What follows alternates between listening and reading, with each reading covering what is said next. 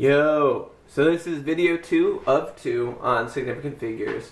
The first video I just kind of wanted to address, a lot of times your teachers don't tell you really why or what significant figures are, why you use them. Or maybe you're like me and they say it once and in a boring way and you just didn't pay attention, and then now you're like, whoa, I really don't know what these are. So watch that video if you want to know why they're not just useless as your teachers make them out to be. And then this one we're going to cover kind of the rules of how we determine which zeros are significant and insignificant, because that's pretty much what we do, is we just determine the zeros. So with that, let's start with the first rule, which is mega easy. If we have a number and that number isn't 0, then it's significant. Now, for all of you that don't know, a 1 is not a 0. A 2 is not a 0. Okay, no, I'm just kidding. That would be insane. But yeah, this is super easy. Take this baby to the grave. This is a good rule. This is what it kind of looks like in play. All these non-zeros. This one, what the heck is that? I hate it. Significant figure. That's insignificant. That's 0. It's so dumb. So then the question is, are all zeros insignificant? What? Well, let's use the preceding rules to determine that. Now, I sort of think of things in terms of sandwiches. So this is the 0 sandwich rule. And in it, it states that when we have a 0, which is sandwiched by 2 significant figures, we can count that 0 or zeros as being significant. So here's an example to illustrate this. We have 403. So the 4 and the 3 form the top and bottom bread. If we write it out this way, we have a 4 and a 3 and a 0 like filling. Because the 0 is surrounded by 2 significant figures, that whole thing becomes significant. How many zeros are in there, whatever filling is in there, it's all significant filling. So the whole sandwich becomes significant. So that's great news. So here we have 22,005. Again, we have top bread, bottom bread, significant filling. So all those zeros are significant because they're encased by 2 significant figures. So sometimes we see decimals and we kind of freak out, but we don't need to. So all we're looking for in the 0 sandwich rule is top bread and bottom bread. Whatever's in the middle doesn't matter. It's all significant. So here we have no decimal, everything's significant. Decimal here, decimal there, decimal there. All the zeros are significant here, because this is the 0 sandwich rule. So once you have top and bottom bread, the whole figure is significant, which is great. But what if one of the pieces of bread is missing? Now that's a question right there, to which I have an answer. The missing bottom bread or top bread. So this is missing top bread here. So in the number 0.002, for instance, only the 2 is significant. In 1.002, everything's significant. So you see what's missing. It's the leading number is very important. So in the case of 0.002, this is what I call the missing top bread problem. It's like you make a PB&J, you don't put the top piece of bread on. That's not proper. That's not even a sandwich. Some people are like, hey, what about an open-faced sandwich? You know what I say? You can choke on your open-faced sandwich. It's not a real sandwich. The point of a sandwich is you hold it between 2 pieces of bread.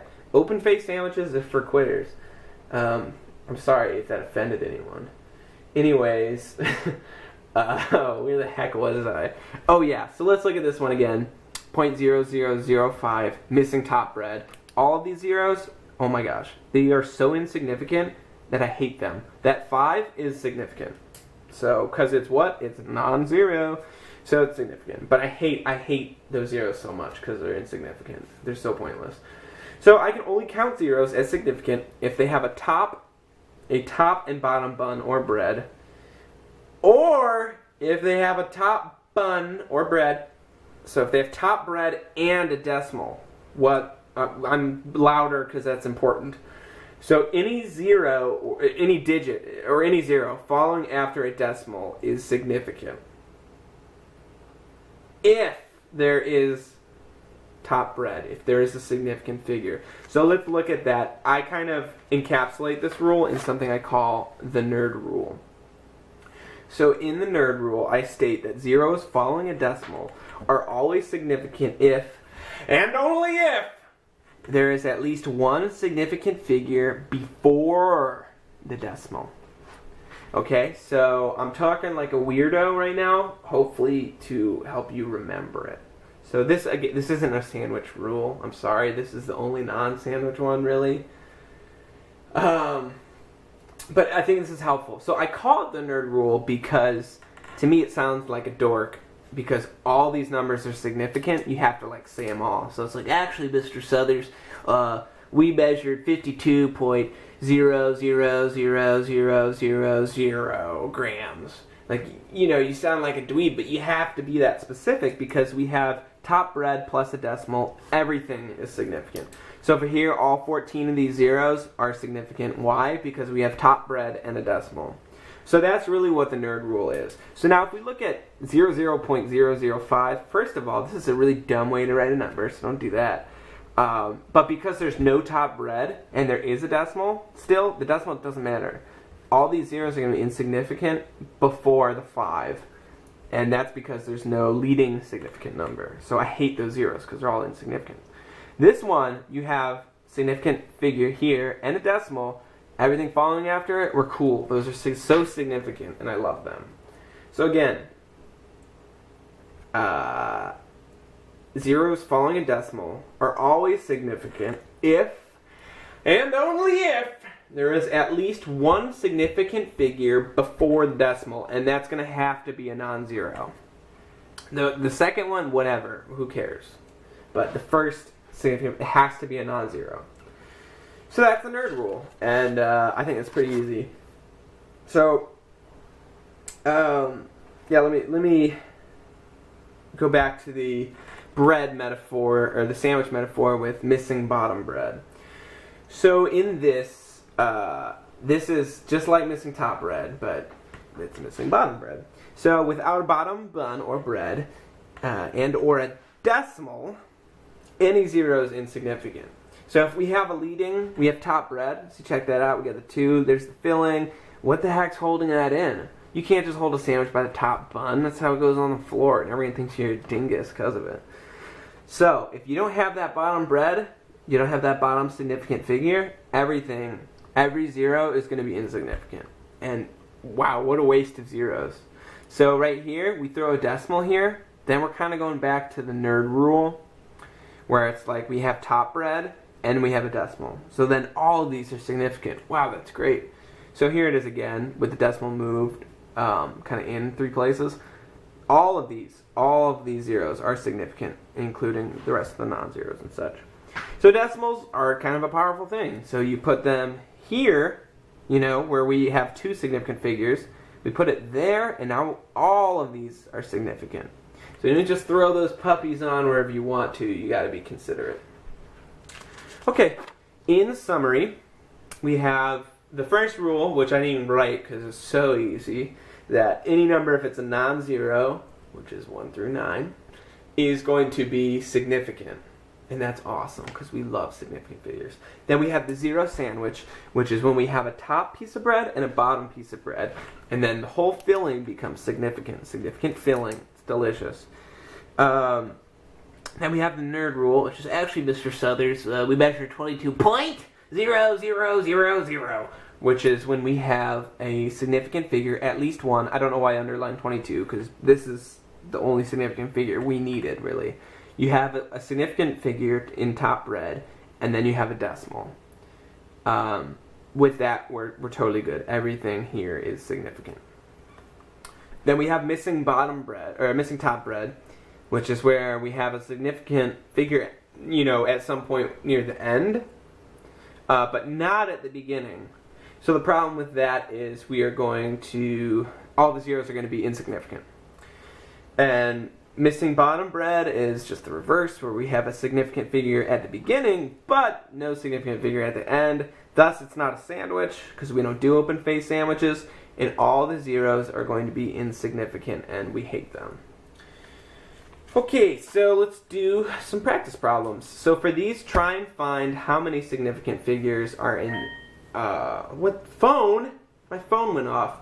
Find how many significant figures are in here. And yeah, and then I'll go over them, but maybe just pause it and then do it. So I'm gonna clap my hands, and then that's like when you pause it. Okay, hopefully now you've paused it. If you're listening to me talk, what is your deal? Okay, let's unpause. Should I clap? Yeah, no, because the video stopped. I don't know. Okay, let's say you unpaused it, or you just didn't do it, which is, you know what?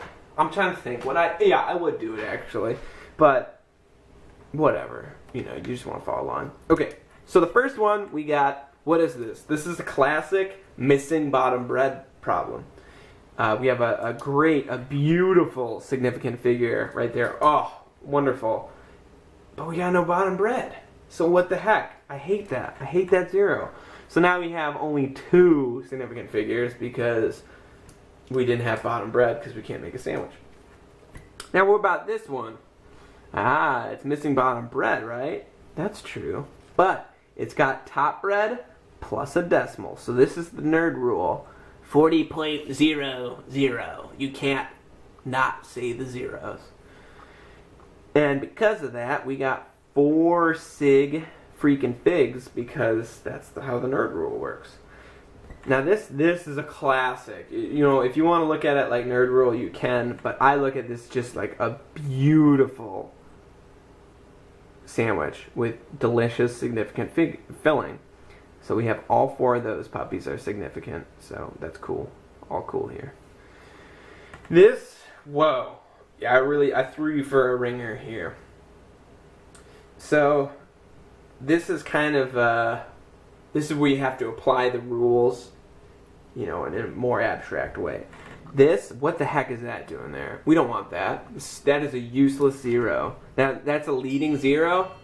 That means I got an email. This leading zero means it's so insignificant. But now we got top red here, and we got a decimal. So that's nerd rule again. And we got 1, 2, 3, 4, 5, 6, 7, 8. Well, what's the worst 8 ever? We got 8 sig figs, because really it's the nerd rule. Just take out that dumb, insignificant zero. It's so pointless. And then this puppy, we're going to do, again, nerd rule. I realized I did a lot of nerd rules. There's a decimal there. Maybe you didn't see that. So, we got a piece of top bread. I'm just drawing lines. A piece of top bread and a decimal. Everything else following it is significant. So, we got 1, 2, 3, 4, 5, 6. 6 sig figs. Now, this was clever, huh? So, this is kind of real world experience, sort of. And I'm going to have to grab my phone so that I can get my calculator. But anyways, this one I can do without. 6 times 6 is 36, right? Wrong, because we got 1 sig fig here. So yes, we have a 3 and a 6, but that 6 is going to tell us to round that 3 up to a 4 and do 40. Why? Because now we have 1 significant figure, which is 4. That 0, so insignificant. Now let's do 2.33 minus 1.292. I'm typing it into my calculator. Oh yeah, look, I'll put it right there. How cool is that?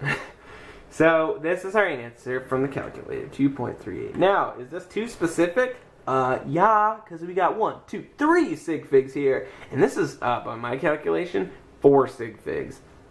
So what we're going to want to do is cut it down by making sure it only has 3 sig figs, which is 1, 2, 3. We're going to look at this bad boy to round. We're going to round it up to 1.04. Awesome. Now we're going to do 10.37 minus 4. So again, the weakest link here is 4 because it's 1 sig fig. We're going to have 6.37, but that's not cool because we have a 1 sig fig rule, and we're going to look at that 3, and that's going to tell us to stay where you are. Okay, now we're going to do 12.47 divided by 3.2. Again, weakest link here is going to be 2 sig figures. And this is our big ol' answer here. Wow. I shouldn't even write this. And we're going to have to chomp it down into 2 sig figs. So, as that is, can you even see that? What a dingus. Why am I doing it like that? Okay, 3.9, because that's 2 sig figs.